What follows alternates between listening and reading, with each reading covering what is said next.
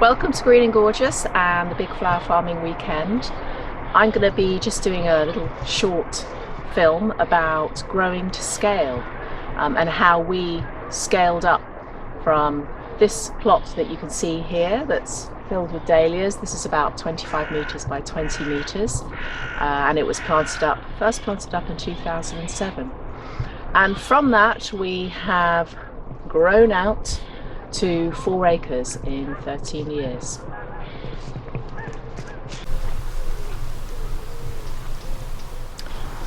So one of the first things we did when we decided we wanted to turn the 2 acres over to flowers was we started to plant all our woody cuts, things like these beautiful hydrangeas and perennials. So all of our permanent planting that we orientated north to south across our field so that it could get a good amount of sunlight, but also so it could create shelter and break the wind, which is quite exposed here. So break the wind across the field.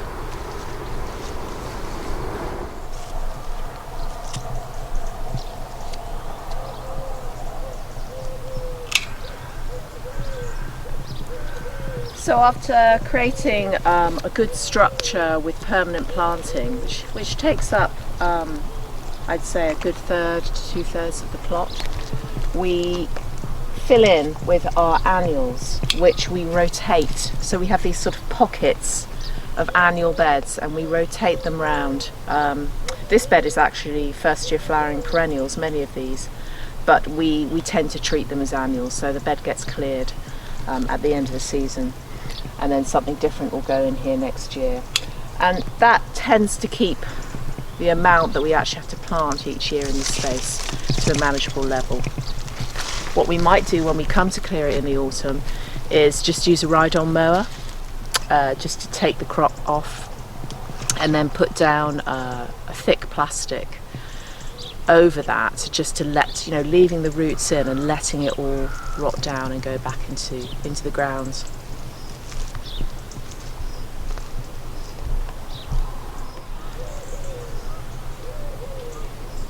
So this is the first polytunnel that we started with, which was here when we came, and of course we realised just how immensely useful it was for extending the season and creating real quality cut flowers, and so of course we wanted more. So since then we have expanded into 2 polytunnels and 2 Spanish tunnels, and you see the Spanish tunnels are really for our roses, and we have two of those now.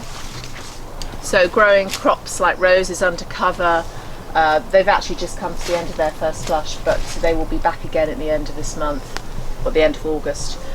Means that we can guarantee really lovely, clean, beautifully long-stemmed roses that we can use for all of our wedding work, which is at the moment our main way of selling our flowers.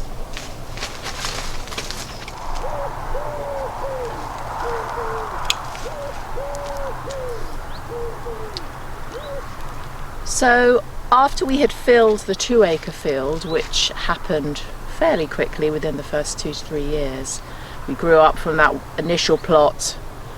The business grew, the demand grew as we did more and more weddings. We needed more space. So this is the adjoining field, which is 3 acres.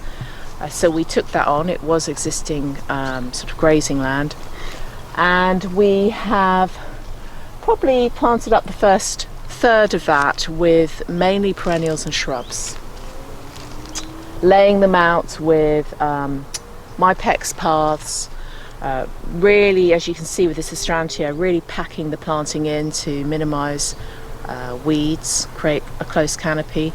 And I don't know if you can see over in the distance there, but we do a lot of the management, the maintenance of this area using the tractor. So it has a topper that we can drive down on the path, using the paths, they're the correct tyre width, and then we can cut everything back in the spring. We can use a loader to get all the mulch on directly onto the bed, so we're not having to wheelbarrow things around, because it is a large space, but being all perennial, it is low maintenance.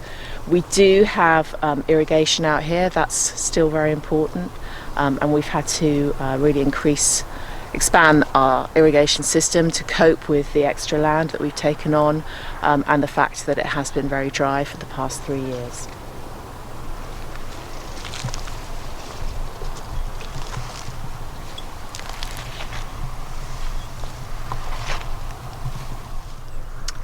So what do you need